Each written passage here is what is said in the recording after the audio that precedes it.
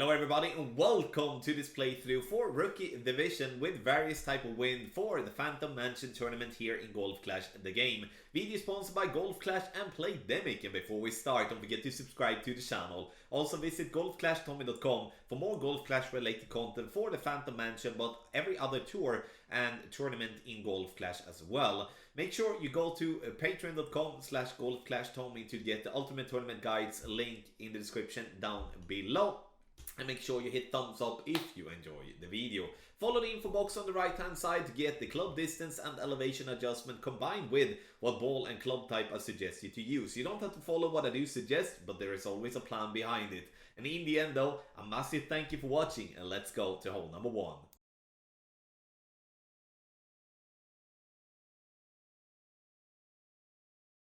So let's take a look at the drive, and from front tee we're going to start by using our driver. Here it's important that you zoom out because the camera angle is really weird. So you use max topspin, 3 bars of side spin to the left. Recommendation though, don't use more than 6 bars of topspin, as you then otherwise will risk rolling into the rough. If you notice, which I hope you did, I aimed to the left side of the fairway, and the reason for that is due to how the fairway slopes. And you're gonna notice that here now. And the first couple of attempts that I played this hole, I couldn't believe why I went into the rough on the right when rolling down the fairway here. And then I noticed that there's a massive slope coming in here. You see how it turns to the right, and the more right you are on the fairway, the more the ball will fall to the right as well and then roll into the rough. The thing that you need to think about with your adjust is that you're playing in between two bushes. The bush to the left is in play, so make sure that you do aim enough to the right so you prevent yourself from having that one in play that much at least. And once again, the reason I do play with a katana is the side spin, to make sure that I push my ball left once hitting the ground, so I don't so I once again minimize the possibility of getting down into the bunker, the rough. Second shot, now we have a good chance towards the pin. Here we are very close into minimum distance of our club. I would recommend to go with a thorn so you don't go in between clubs, as I'd rather go with short iron than I go with a wedge. There is a 10% elevation here as we do play downhill. The thing that you need to have in mind though when it comes to a lot of backspin is that you need to aim with the ball guideline to the hole. Now I leave it short because I'm thinking, okay, I don't have a fully developed club here with a thorn, but I should be aiming directly at the hole here that would be getting this one in the hole. Adjustment is fine though, minimum distance +10. And the ball bounces, and you know, we are right on line. Sure, we couldn't stop closer for the ball to get in the hole, but in the end I need to be better to aim there with the ball guideline. Very good chance for an eagle here on hole number 1 of the Phantom Mansion.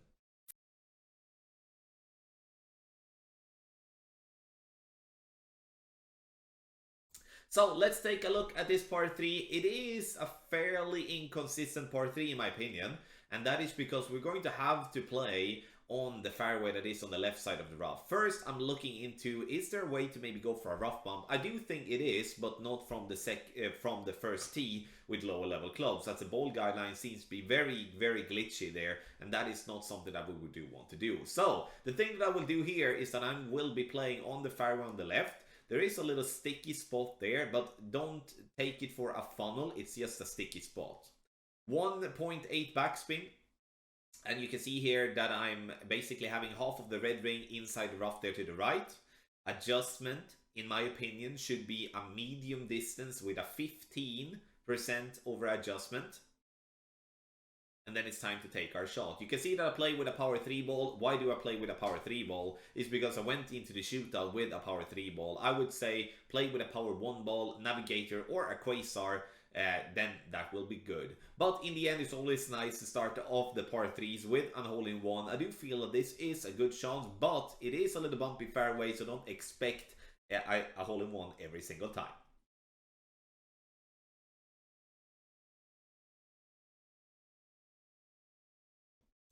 So let's take a look on this par 5, beautiful looking par 5.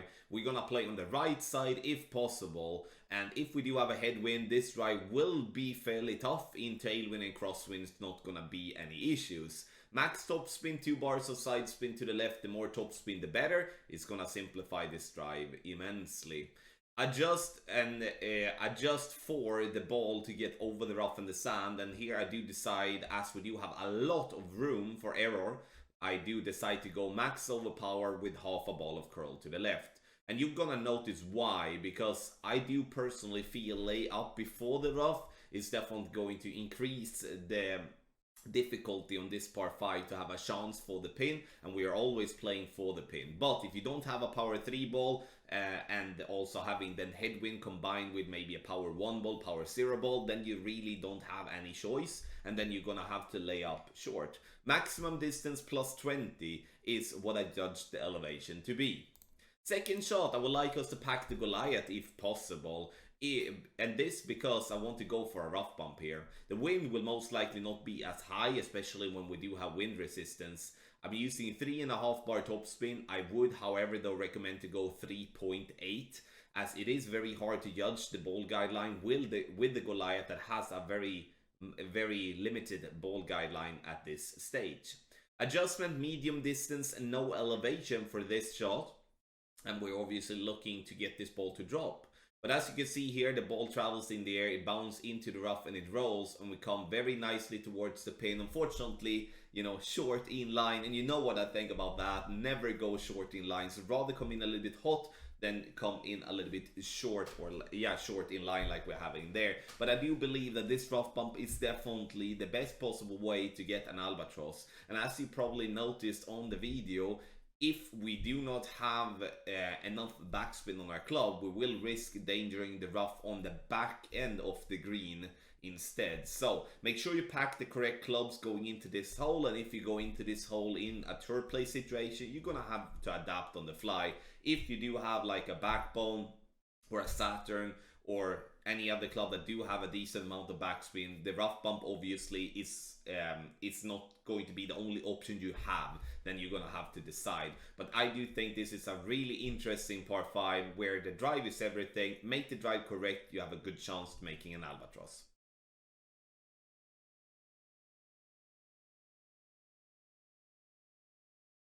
So let's take a look at hole number 4, and here I want us to play with our sniper. And here you can see that we're playing very much in minimum distance. I would, however, want you to choose a power 1 ball if you can. Sure, in headwind power 2 ball is enough, as you can see in the info box as well, but crosswing and tailwind needs a power 1 ball, otherwise we will go in between clubs.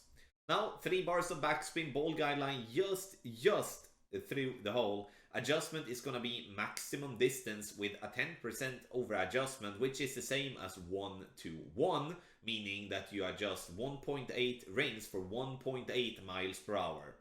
Perfect ball, and we see the ball bounce on the fairway up on the green, and it takes a very nice roll here for a lovely hole-in-one. Have in mind that if you come in too hot, you can see already there in the back of the game screen that the green slopes down. So if you come too hot, you will roll off the green and you roll into the rough. So rather go short than long, but I think 3 bars of backspin is absolutely perfect here on hole number 4.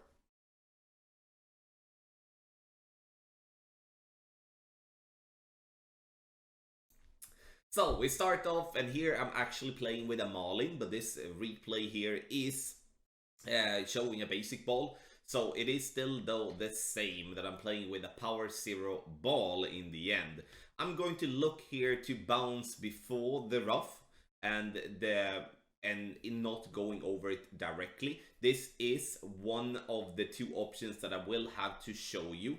And the reason I'm gonna show you 2 options is due to the fact that I do want us to utilize the wind if we do have a tailwind on this hole, and also if we do have like big boy clubs, then that could be a way as well.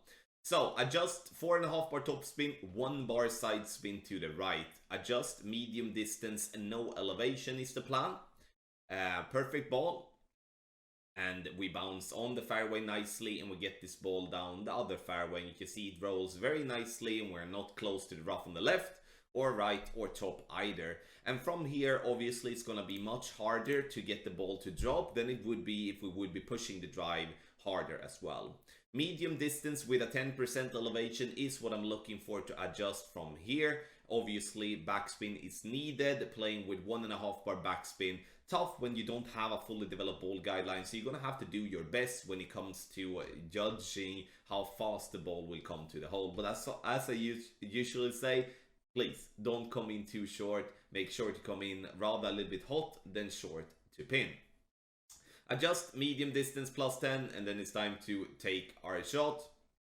Perfect ball, and the ball bounces on the fairway, and we just barely missed that shot on the left side of the pin, or right side with this camera angle. So in the end, we can lay up, play with a lower level type of ball, and just play it very simple. We don't have to use any overpower whatsoever, but there is great value in using the wind, as already explained, in tailwind, and I'm gonna show you that now.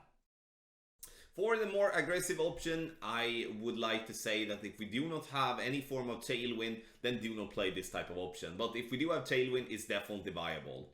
Max top spin, 2 bars of side spin to the left. We aim for the left side of the fairway. Max overpower, and also with 3/4 of the ball in curl. And you can see the ball bounces nicely over the rough.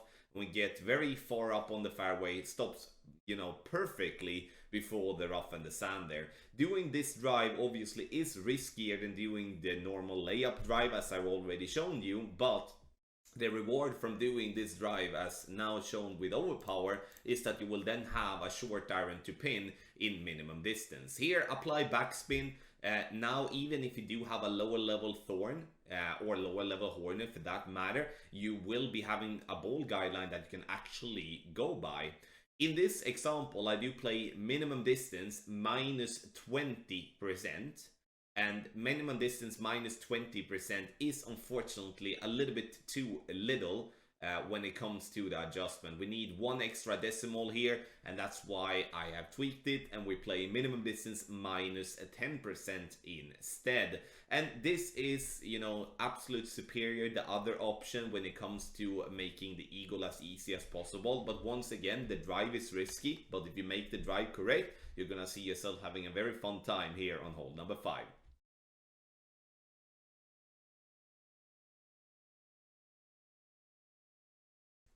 So hole number 6 is gonna be a pretty easy drive, I must say. We're gonna want to go down on the right hand side, as the left hand side is basically there to fool us. And the reason I say fool us is because the second shot is gonna be way harder on the left.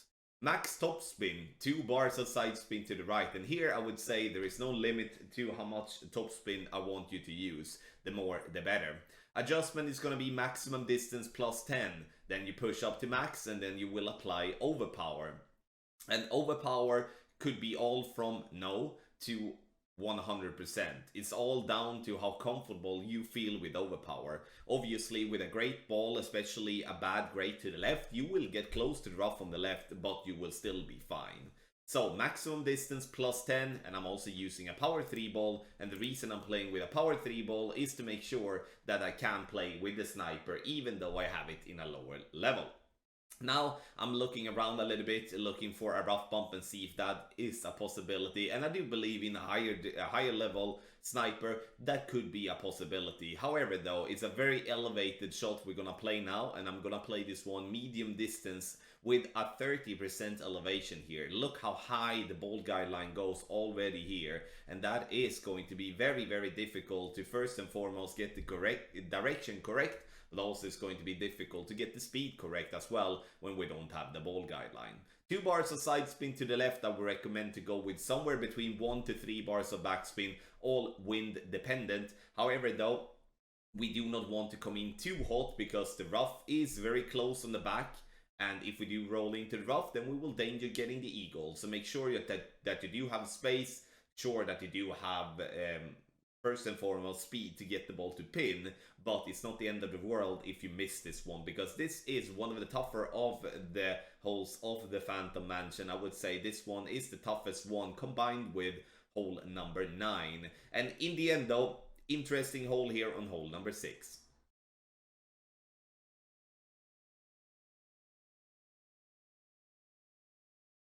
So let's go with hole number hole number 7, and this is gonna be a rough bump as well. It looks scary, but it's not as scary as it looks. Here I'm using, in this case, you see that I'm going with 3 bars of backspin, and then ball guideline will be going just through the hole, as I do have a little headwind. If I do have a crosswind or tailwind, I will have the ball guideline to go to the hole. The good part with the sniper, it's a very accurate club, which means that you can slightly misadjust, and you can also hit a great ball and will still hit the rough. You may be wondering, why do I bother going with this more or less an aggressive route when I can bounce on the fairway? It's because from second tee, the fairways are, sorry, from front tee, the fairways are really weird. Like, they're so inconsistent, and it's very difficult to go and do anything good with it. So that's why I'm using the rough bump to maximize our opportunity for a hole-in-one. Medium distance plus 25 is what I'm using here as adjustment, but as always when we play rough bumps, you need to adjust at least close to properly, otherwise you risk missing the rough. So we're taking a risk, but the reward is massive, and I wouldn't suggest this if I wouldn't believe that this is so superior any other type of shot on this hole at the moment.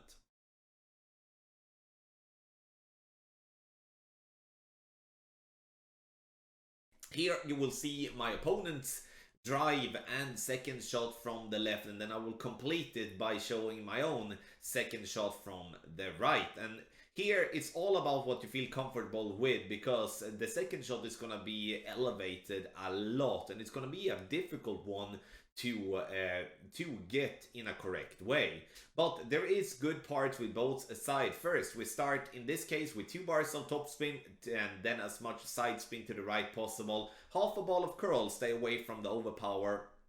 Maximum distance plus 25 is what I judge the adjustment should have been on this shot here. In the end though, we're not looking to get the ball, what can I say, roll into the rough obviously, but we can push the drive a little bit harder by using more curl. We can also use a ball with more side spin like the katana, and then we can also go with a power 3 ball if so. Tough drive though, and if you, to just talk about the right side drive, the right side drive needs a power 3 ball to bounce on the fairway directly, and then we roll over to the final fairway to sit nicely for a wedge shot, which I'm gonna show in a bit. Now, second shot, disregard the result here. I just wanted to show this video from our opponent to display the way that the shot is going to be. In my opinion, you should be playing this one at 30% over adjustment here. It's a very downhill play, but obviously it all depends on how far you go with the drive. The further you're going with the drive down the hill, you can see how it slopes there. The further down you're getting, the less elevation you need to go. So you do need to adapt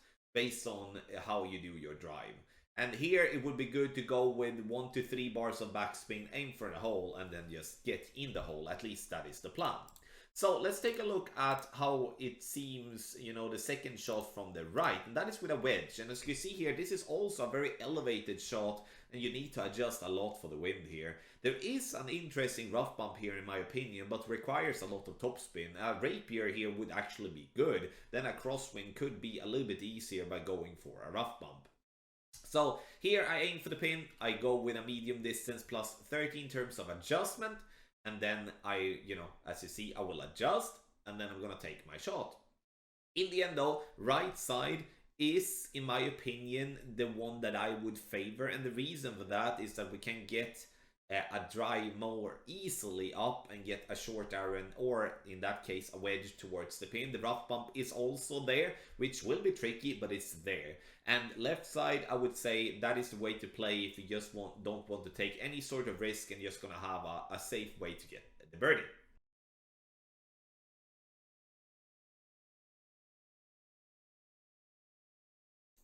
So let's go with hole number 9, and here I want you to use a power 3 ball in headwind. Power 2 ball is totally fine in crosswind, and in tailwind we can go as low as power 1. We're looking to bounce on the centered fairway here, using as much topspin and side spin to the right possible.